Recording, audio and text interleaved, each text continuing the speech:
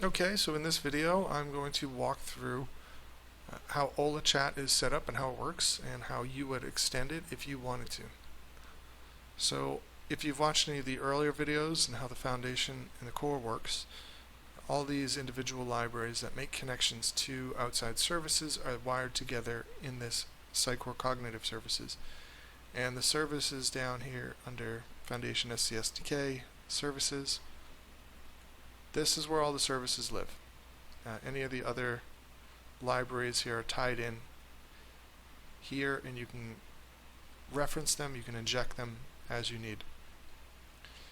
So for Ola, I'm going to collapse this all down. Now for Ola, everything kind of starts at the controller level. And here is where I'm injecting the iLewis service, the Lewis conversation service, some of the other wrapper classes that I need, settings for my local properties. Setup is for when it's installing a speech service so I can speak to it back and forth, conversation factory, and spell checking. Now the controller just wires these all up into your local properties, and that's it. Now the chat region here, so when you click the button in the ribbon or on Content Editor or wherever, it's just going to this view and opening it up into a modal. And it's a fairly straightforward form. There's some message text. There's the form here, which is the chat form. Here's the microphone button and the audio toggle, and then the chat input in between them. And that's really basically all what you see. The only other parts of this are the item search, the list search, so in different cases where you are asked to search for an item because you need it as a parameter, or you have a list and you need to select something. These other forms are what you're seeing, and these can be extended. You can add additional forms if you want to have, who knows, maybe a lot of radio checkboxes or something else where you need to scroll, a different type of UI. Maybe in some of the future cases I might have something that allows you to edit a rule.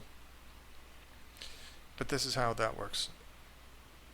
This is all wired together. It's actually a very large JavaScript project, and a lot of the JavaScript just manages the interaction, helping you know when audio is being played, toggling it on and off, submitting actions back and forth to the controller.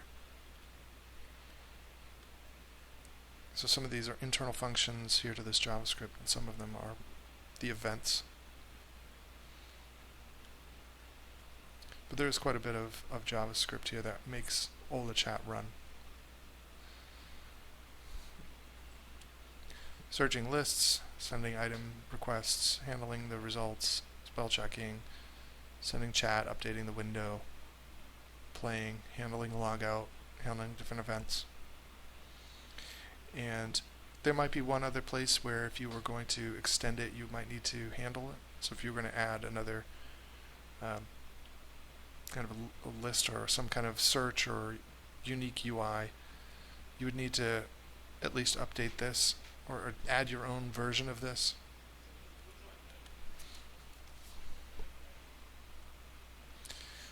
So here where we update the chat window, because the data has come back from the API through the controller, we're checking for channel data, and if we have any.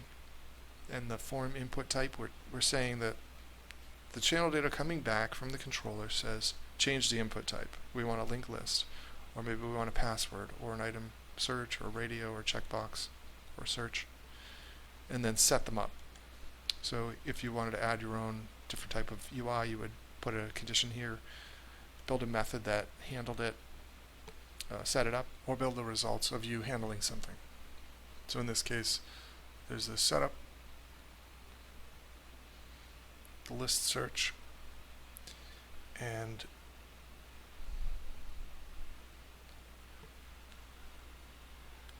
handle item search results. So beyond that, there are other things for actions. So there's form input, being able to change the form input for the user. There's also being able to handle an action, in this case logout, or confirming from a user.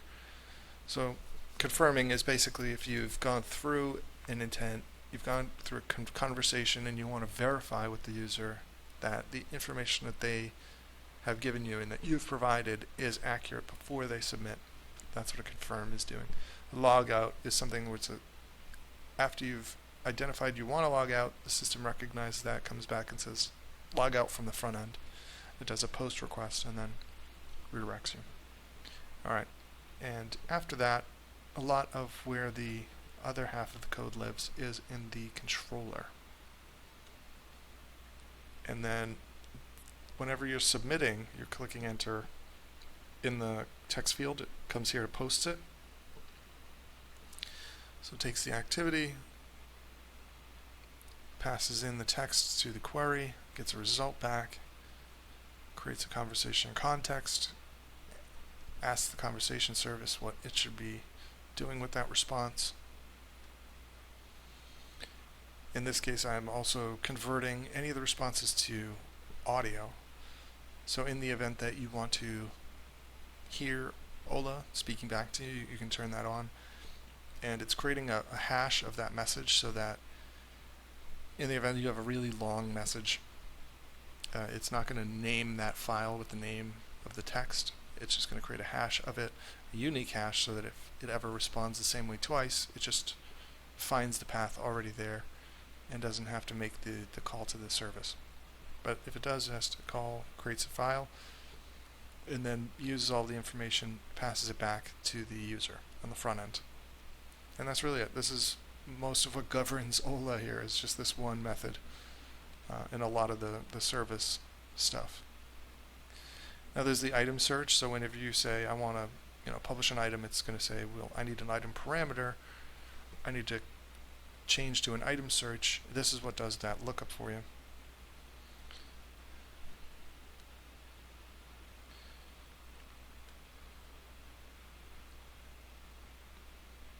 This is doing a spell check before it makes a call. So when you are speaking to Ola, the audio sometimes comes back with misspellings, and you spell check it before you send it to Lewis to make sure that it can handle it. Creating the hash of the names, getting a speech token. So if you're trying to speak to Ola, you have to get a token first, which also gets cached. And then that token allows you to make requests to your speech service. And that's Ola right there. That's all of what is required to create and run Ola from the front end. Of course, there are other parts of Ola that are more important, which are the intents themselves. So the intents themselves, starting from maybe something very, very simple, the version intent, where you're asking the system what version it is. So it wires it together, it has a key name. Now this name matches the intent in Lewis. If you were go into your Lewis account,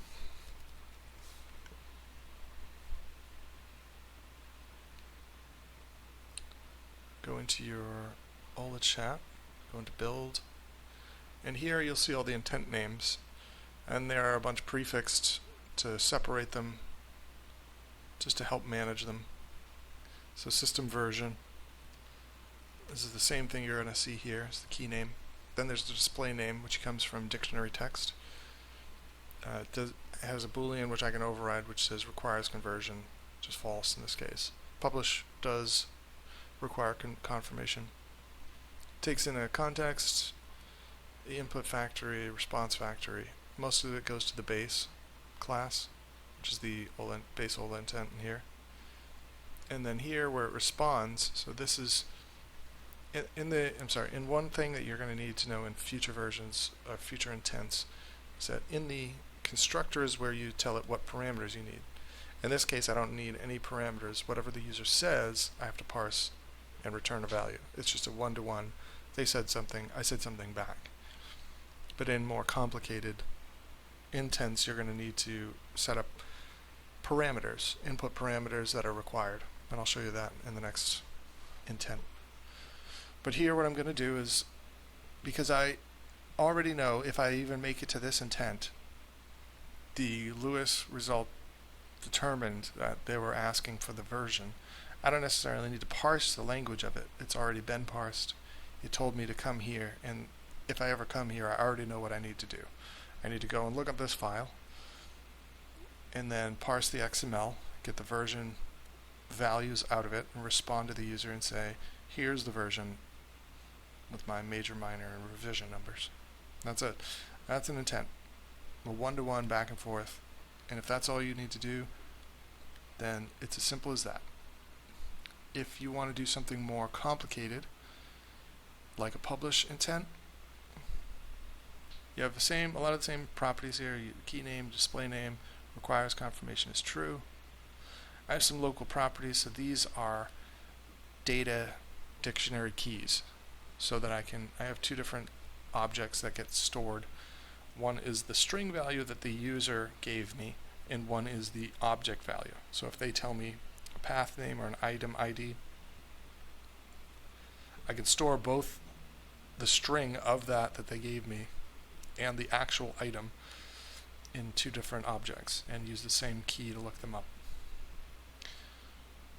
Now here in the intent, I'm getting whatever information I need. I'm passing some to the base, setting the properties, and here what I'm doing is I'm saying my conversation parameter. So this is going to require a few different things that I need from the user before I can complete myself. So first I need an item parameter. Now this is created here under the parameters folder. These are all local to the feature that I'm working on. I need an item, I need a database, I need a language, I need a yes or no, two yes or no's. One is a recursion and one is related items. And the item key, so you pass in and you build these parameters so you can kind of tell it what you needed to do or what you needed to say. And it does have it follows a format here. These are required parameters, and they take in a handful of info that you needed to fulfill its goal. You say get parameter, you're filling out this method, and I'm using the data wrapper to take in the param values, taking the parameters here to get the database, and if I get the from database, I can get the return item. With the return item, I can say get from my result factory, either tell the user it failed or tell them it succeeded, and then store this in that item. And if it failed, send them a message. So every input parameter has this idea of returning a parameter result, which is either a success or a failure, so that if the conversation context knows that if it fails, then I need to tell the user our message and wait for their response, or I can skip to the next parameter. So in the case of something like this, when Lewis comes into the constructor, when a request comes into the constructor, and it goes into the post, and it says, okay, now Lewis is going to give me a result. I'm going to go to the conversation context. I'm going to pass this in.